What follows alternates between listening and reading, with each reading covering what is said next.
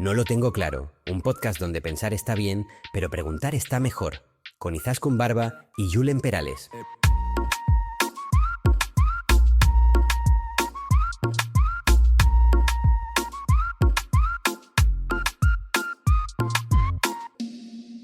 ¿Qué pasa, preguntones? ¿Qué pasa, preguntonas? Me encanta cuando la intro la haces tú. Qué divertida. ¿Qué tal, Julen? Muy bien. ¿Hoy también vienes muy enérgico?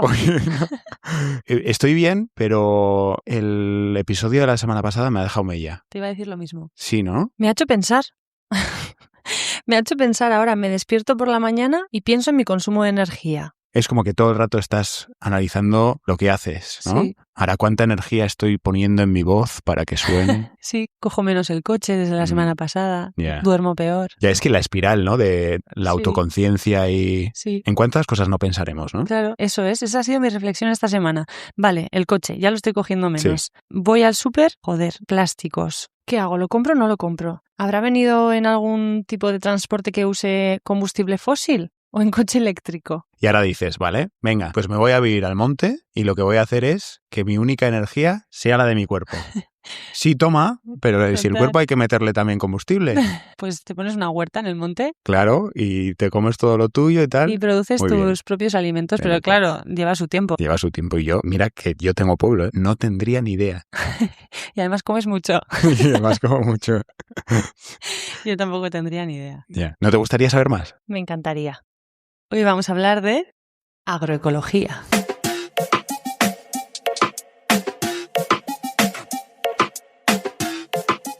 Hoy tenemos con nosotros a Laura Panero, ingeniera agrónoma especializada en agroecología y además ha participado en numerosos proyectos vinculados con el medio ambiente, ha participado en proyectos de cooperación y es miembro de Ingeniería Sin Fronteras. Hola Laura, Así bienvenida. es. Hola, gracias por este espacio. Si quieres podemos empezar por ahí. ¿Puedes contarnos un poco más qué es esto de Ingeniería Sin Fronteras?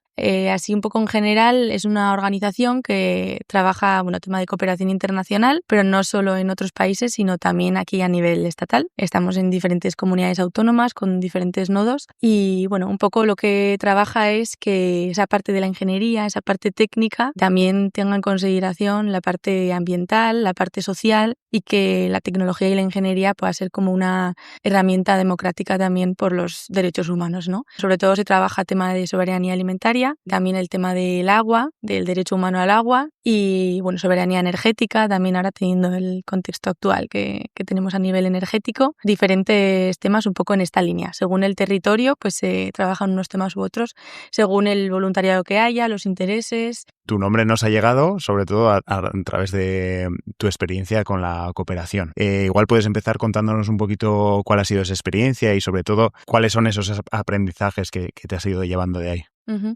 Es cierto que he podido hacer diferentes formaciones en tema de cooperación internacional y, como en Ingeniería Sin Fronteras estoy vinculada desde hace 5 años, conociendo los proyectos que se estaban llevando a cabo concretamente en El Salvador. En 2023 tuve la posibilidad de irme a El Salvador también para conocer esos proyectos que yo había estado conociendo desde aquí y allí tuve una estancia de 9 meses. Y la verdad que fue, una experiencia única en diferentes aspectos, ¿no? Cómo se organizan en un contexto tan diferente, ¿no? A nivel político, económico, cultural, social.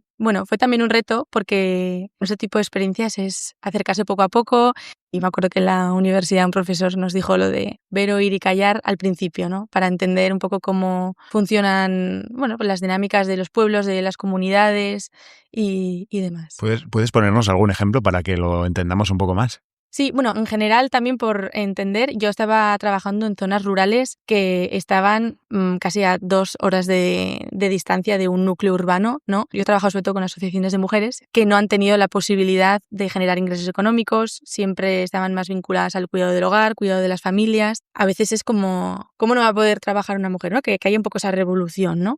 Pero es que según el contexto es muy complicado y de hecho yo tuve la suerte de trabajar con mujeres que estaban, organizadas en asociaciones asociaciones y demás para formarse en agroecología, que cuando empezaron a querer poner sus huertas eran señaladas. ¿Qué haces que ahora quieres trabajar? ¿Quieres pasar tiempo fuera de casa? No estás con la familia, no estás cuidando a los niños, ¿no? Bueno, es un contexto diferente al de aquí y bueno, que sean capaces de aprender a producir alimento que no van a tener que comprar, que además igual van a poder vender y generar ingresos, y asegurar también esa alimentación a su familia o a sus comunidades. Es una pasada poder verlo, también conocer otras circunstancias, desde luego. Sí. Claro, porque tú llegas ahí como ingeniera agrónoma. ¿Tu papel allí cuál era? ¿Tu día a día cuál era? Sí, yo acompañaba a otra ingeniera agrónoma local, que ya era una ingeniera agrónoma salvadoreña, que trabajaba, digamos, en cooperación. Las organizaciones trabajan con contrapartes. Es decir, desde aquí está Ingenierías Sin Fronteras y luego en el país de El Salvador hay una contraparte que es una organización que es la que trabaja in situ. Yo siempre estaba con esa organización que se llama ACUA, Asociación Unida por el Agua y la Agricultura, y yo trabajaba ya con una técnica que conocía el contexto, conocía a las mujeres. Entonces, digamos que hacíamos un trabajo conjunto.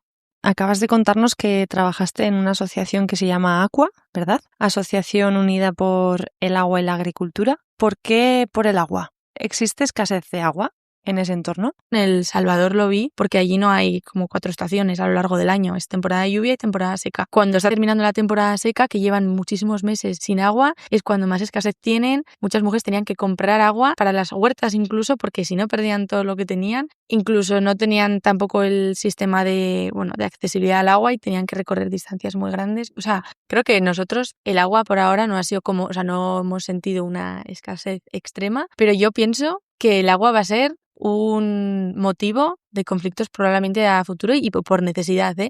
Y de hecho ya se ha visto hace unos años cuando hubo una sequía muy grande en Cataluña, hubo un montón de zonas que tuvieron que cortar el agua en días concretos. En Navarra, en la Ribera, que ahí también, pues hay mucha menos pluviometría, hay menos lluvia, hubo algunos agricultores que no se les permitió regar. O sea, hubo zonas y momentos en los que limitaron el riego. Hubo ahí una alimentación hídrica que luego limitó, o sea, le salía más caro cosechar que dejarlo en campo, ¿no? Y bueno, ahora también, pues con todo el contexto de cambio climático en la zona mediterránea y demás, el tema de cómo aprovechar el agua, de cómo recircular sistemas, que sea lo más eficiente posible, o sea, tenemos que ir y ya se está yendo hacia allí, sin duda. En nuestros territorios ya está pasando y lo del recurso hídrico, sin duda, va a ser algo clave.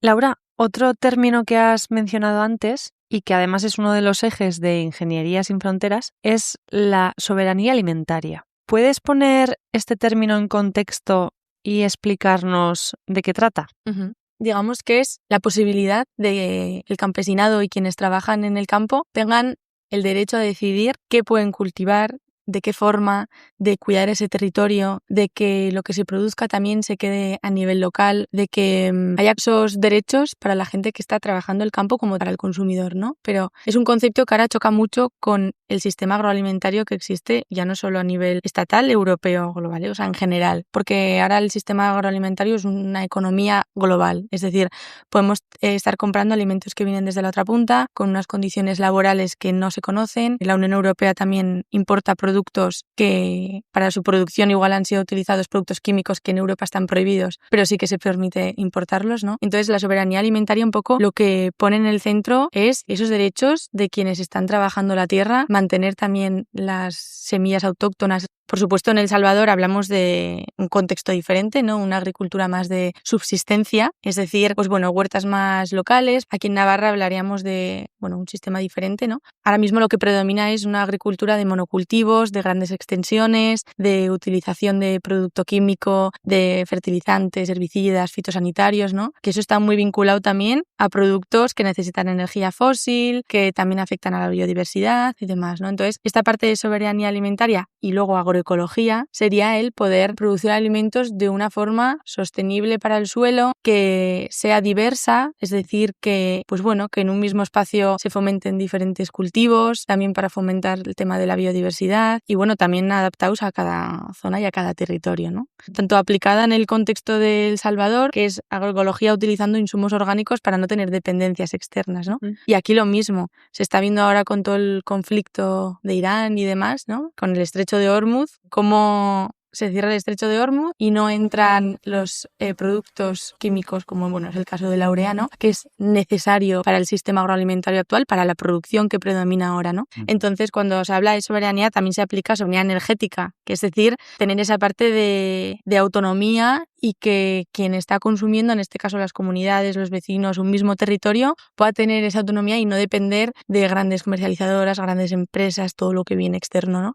Para que podamos entender bien cuáles son las implicaciones de todo lo que estás hablando, me gustaría incidir en una palabra: sostenibilidad. Cuando hablas de producir de manera sostenible, ¿a qué te refieres? Sostenible también es una palabra súper genérica. Apenas hay relevo generacional dentro del sector. Cada vez hay menos productores a pequeña escala y cada vez son más, pues los productores que llevan superficies muy grandes y muy extensas, ¿no? Entonces, existen diferentes formas también de consumo. Por ejemplo, grupos de consumo con los que la gente organizada que intenta comprar directamente al agricultor o al ganadero para que el beneficio económico vaya directo a quien está produciendo. ¿Eso cómo funciona? Sí, El grupo de consumo. Eso, en Iruña hay diferentes grupos de consumo. Realmente es gente organizada de forma voluntaria que lo que quiere es intentar comprar directamente a consumidor, tanto verdura, lácteos, huevos. Entonces, se ponen en contacto con diferentes productores, pero también existen asociaciones de consumidores como puede ser Landare, que es un poco lo mismo, ¿no? Que tiene, es priorizar también un consumo de productos ecológicos, de agricultores y ganaderos que sean de aquí de la zona. Cuando no pueden ser de aquí, desde de otros territorios, pero lo más cercano posible. O tiendas de barrio también, o mercados. Entonces, no es de no vayas al súper. Pero si puedes evitarlo o puedes intentar ver en qué otros lugares también se puede consumir directamente con los productores, ¿no? Y no siempre tiene que ser ecológico sí o sí.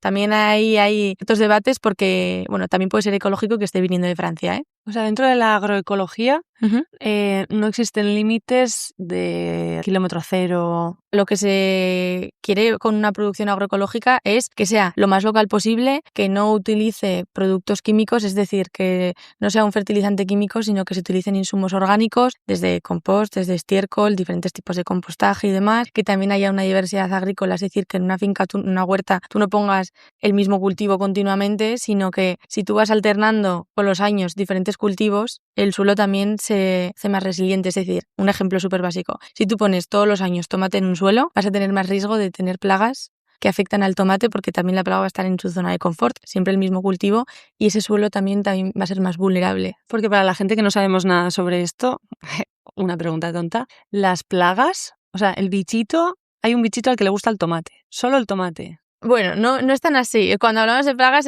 puede ser... una planta le puede afectar desde un hongo, desde una bacteria, desde el pulgón que todos hemos conocido, que esos sí que son bichitos, ¿no? Pero el pulgón no solo afecta al tomate, afecta a diferentes plantas, pero chupa la savia.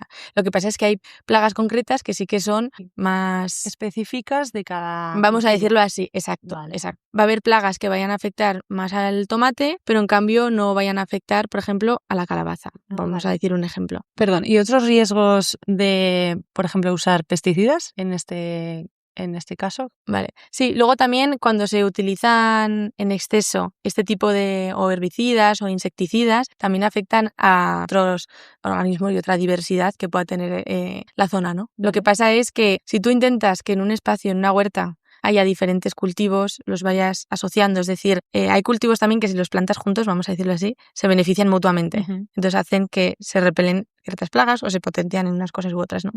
Y si entre diferentes años vas rotando los cultivos, eso también hace que haya menos incidencia de este tipo de plagas, este tipo de hongos. Entonces, esa diversidad también hace que sea más resiliente y menos necesidad de utilizar productos químicos, en lugar de, durante muchos años, poner un mismo cultivo.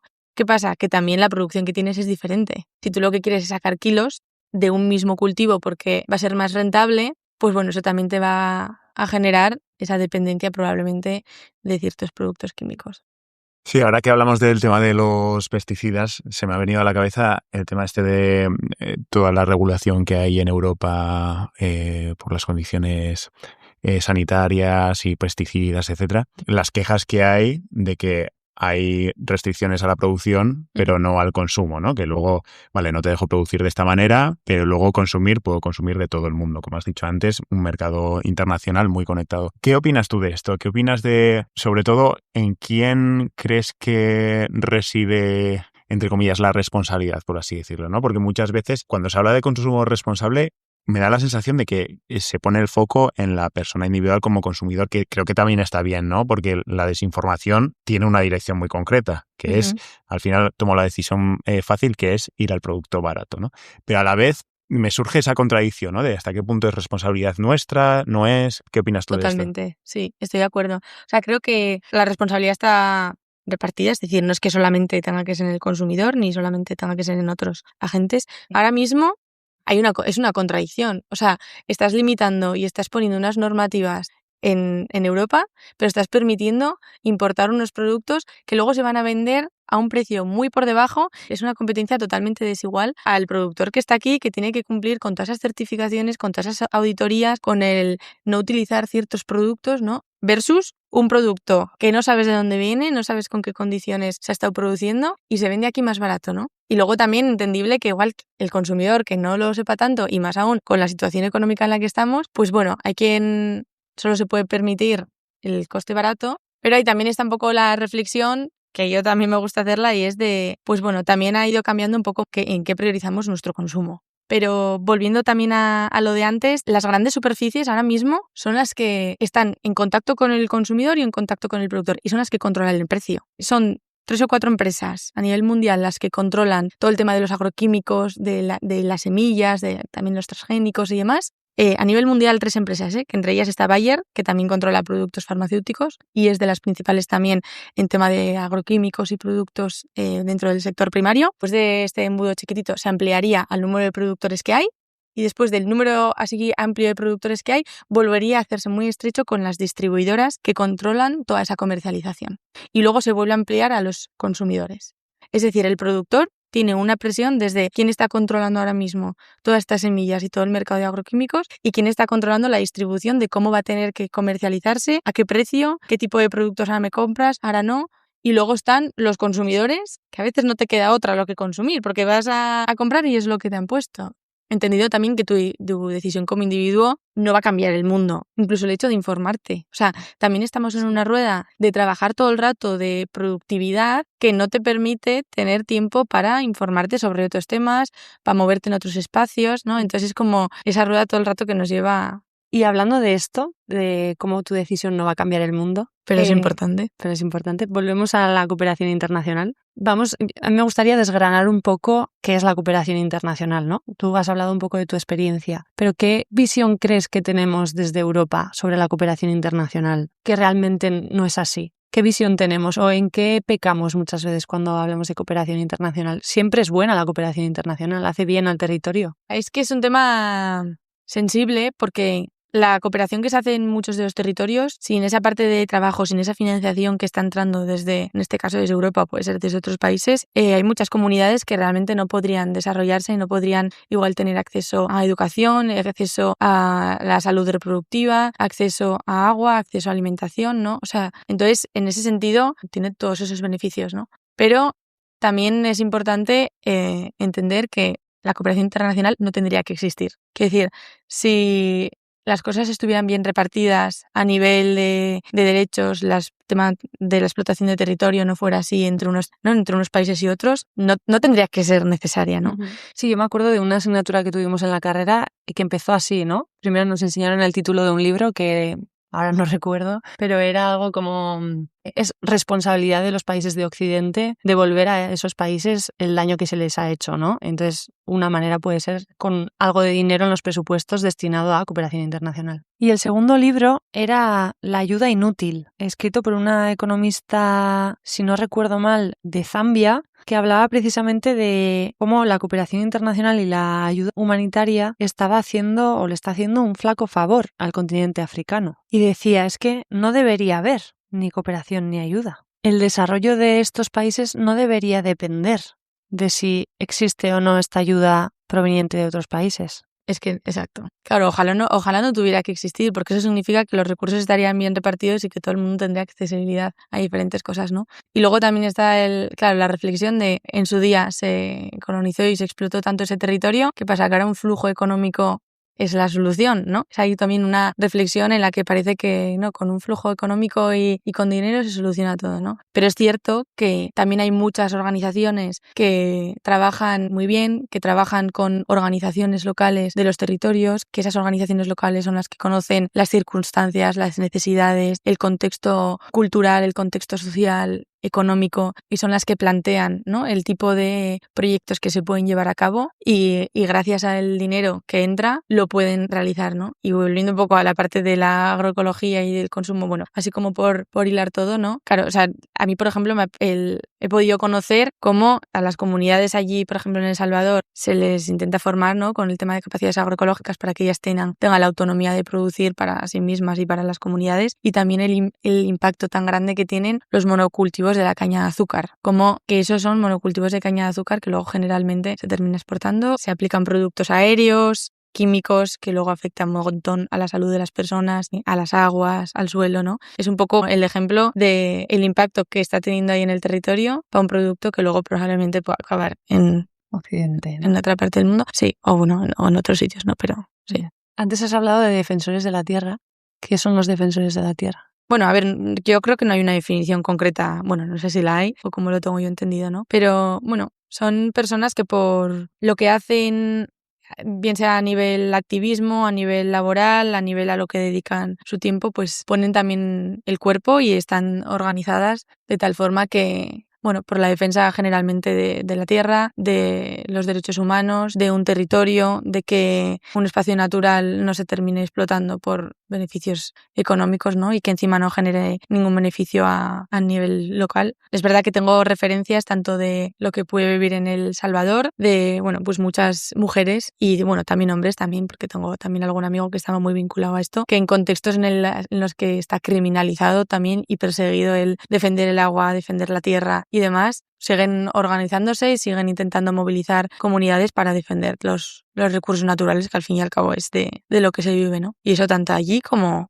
aquí. Bueno, aquí en Navarra estamos viendo algo muy parecido en el Valle del Bastán. Exacto, claro, Un caso muy actual, ¿no? Totalmente, Sí. Totalmente. O sea, estamos hablando de temas que se pueden igual mirar desde ambas perspectivas, ¿no? Desde un país muy lejano a este o desde aquí. Totalmente. Desde Navarra mismo. Exacto, y vemos cómo se termina persiguiendo y criminalizando el hecho de querer defender tu valle, tu tierra, porque quieren poner cualquier tema turístico o chalets de lujo o bueno, aquí podemos entrar en cualquier otro megaproyecto de estos, ¿no? Totalmente está pasando en diferentes territorios y luego cada uno según el contexto será igual perseguido con unas consecuencias unas y otras, ¿no? Pero es una realidad total.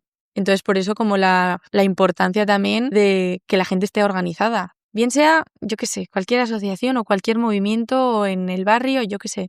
Yo creo que ya como que ese tipo de cosas pequeñas son importantes. Creo que también es un poco esa parte de esperanza, ¿no? Saber que te puedes vincular a una cosa o a otra y que la gente está movilizada y que hay ese interés un poco, ¿no? Yo, si te soy muy sincero, me abruma un poquito el pensar que es una pelea con el tablero inclinado hacia un lado y que no hay forma de hacer nada, porque en todos los temas que hemos ido tocando, al final estás compitiendo, por un lado, una dinámica que la marca el precio de lo que sea, ¿no? De los productos alimentarios, del suelo, del terreno, de lo que sea, y por otro lado tienes una dinámica que es cultural. El precio cambia muy rápido, ¿no? Te puede cambiar de una semana para otra. Pero lo cultural lleva generaciones y generaciones en construirse. Entonces, lo que te ha podido costar años y años construir, se puede ir en una generación, ¿no? Yo lo veo mucho con la comida, por ejemplo. La conexión con la comida, la gastronomía, todos los platos que se van perdiendo, y lo vemos nosotros, o sea, en una generación se pierde. Entonces, pienso que son ritmos tan diferentes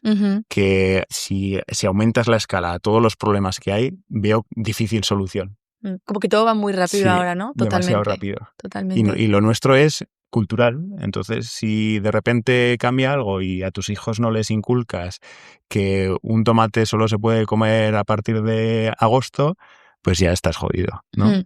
Eso lo veo en la huerta, ¿no? La huerta es un espacio radicalmente opuesto al ritmo de vida en el que estamos sumergidos ahora. Total. Las cosas van despacio, hay que hacerlas con mimo, con paciencia. Al momento que tiene que ser. Eso es. Además hay un montón de conocimientos que también se han ido perdiendo de generación en generación, ¿no? Pues lo que antes decías de hay que plantar esta flor o esta planta entre cultivo y cultivo porque ayuda a bla, bla, bla.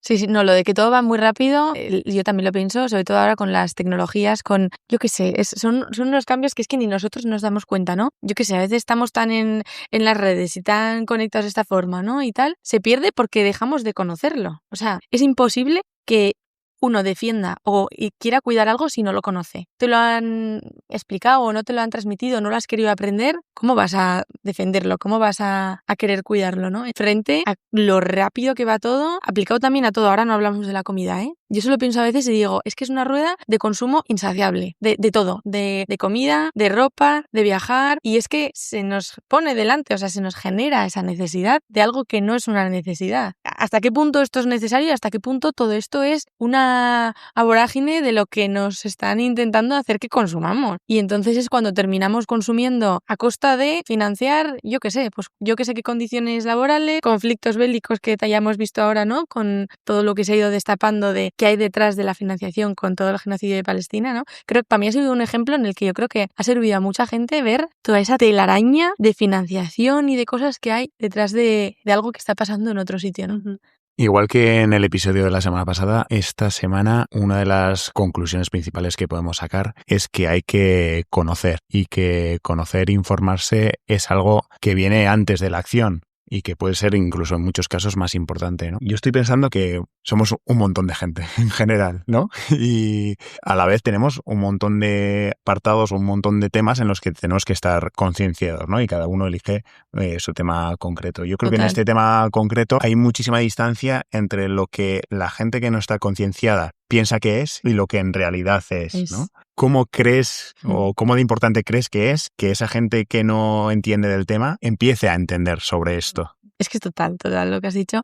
Me suele gustar también decir que, o sea, luego cada uno tiene su vida, sus prioridades, sus gustos, ¿no? Entonces es imposible que uno esté concienciado y que uno tenga tiempo para informarse metido en tema de alimentación, de energía, de vivienda. Son tantos temas ahora como a nivel social, ¿no? Que mueven que es imposible estar a todo. Entonces, bueno, yo también lo que creo es que lo importante es que te vincules a algo, ¿no? Es verdad que a mí el tema de la alimentación me toca más personal por lo que yo he estudiado, pero también, o sea, la alimentación es algo básico y hay mucho desconocimiento de dónde viene la comida, de qué forma se está produciendo, dónde, en qué condiciones se está haciendo, qué tipos de producción hay, ¿no? También porque ahora la mayoría de la gente vive en las ciudades, todo está mucho más centrado ahí, ¿no? En núcleos urbanos además grandes. Entonces eso hace que la distancia con los pueblos, con la tierra, con las plantas, con los animales, cada vez se esté perdiendo más. Entonces, cada uno desde donde pueda, pero creo que pues es importante darle una reflexión a lo que consumimos aquí.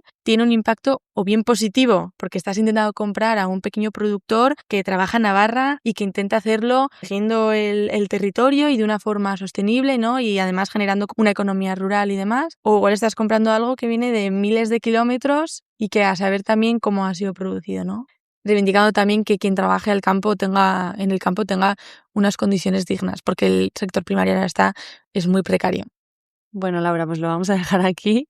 Ha sido muy interesante. Espero que, bueno, pues a la gente que nos ha escuchado le hayan surgido al menos preguntas, reflexiones, o que, bueno, cuando vaya al súper se haga preguntas, ¿no? O cuando se duche. Cuando se duche. Muchas gracias por venir. Muchas gracias a vosotros también por el espacio y también pues bueno por permitir hablar de estos temas, que también decimos lo de la reflexionar cada uno en casa y poder unirse a gente, ¿no? Un poco que esté en la misma línea, pero el hecho de que también haya estos espacios pues es bueno, pues un pasito más también para que Qué guay. se pueda ir desde estos sitios y se pueda hablar y bueno, dar diferentes opiniones y que surjan también debates y demás. Entonces, gracias a vosotros. Julia, vas a tener que ducharte más rápido. Ya, tía. Salgo acomplejado, perdido. Es que hacemos tantas cosas mal. La semana pasada encendía el interruptor, miraba de dónde venía la energía. Hoy abro la nevera. Ah, no, que está vacía. Nada.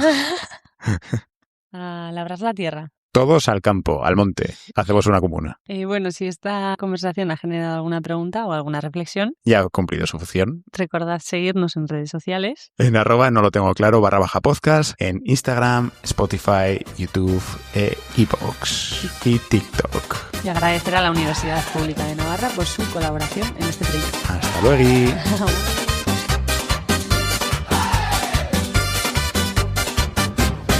Te venden aire en botellas y lo llaman solución, pero cae sobre la mesa sabor a plástico y sol. La gasolina en la esquina va dejando su compás y hasta el plato de tu casa trae su cuento de quemar. Dicen compra, no preguntes, con sonrisa de cartel, pero el campo está gritando y tú lo puedes ver.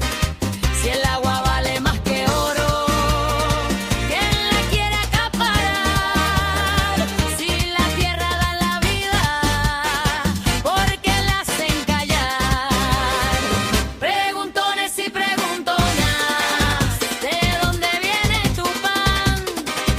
Preguntones y preguntonas, ¿quién lo siembra, quién lo va? Compro cerca, compro vivo, compro de la comunidad.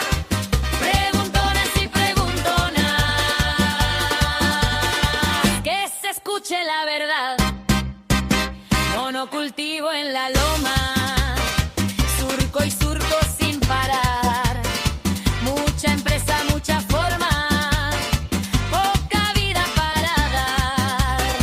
Y en El Salvador, hermanas, con las manos y el maíz, van sembrando resistencia donde quieren imponer gris. Mujer que guarda la semilla, mujer que defiende el río, mujer que levanta el día cuando aprieta el desafío.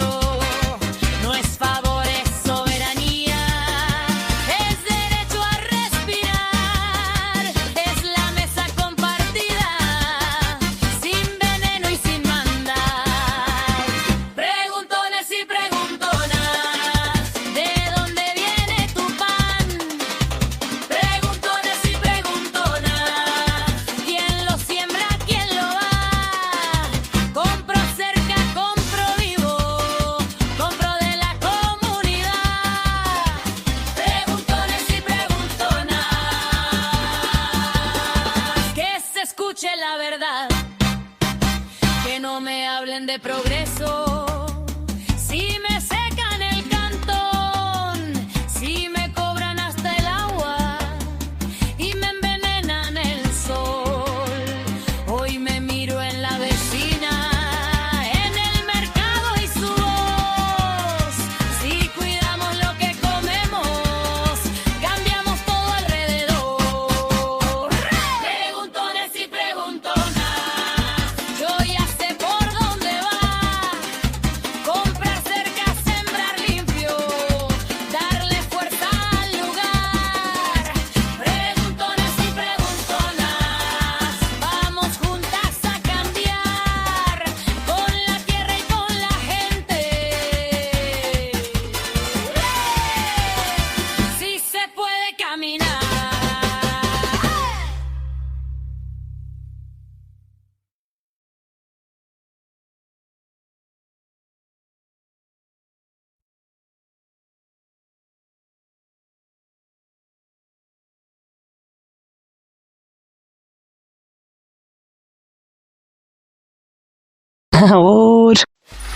Free audio post-production by alphonic.com.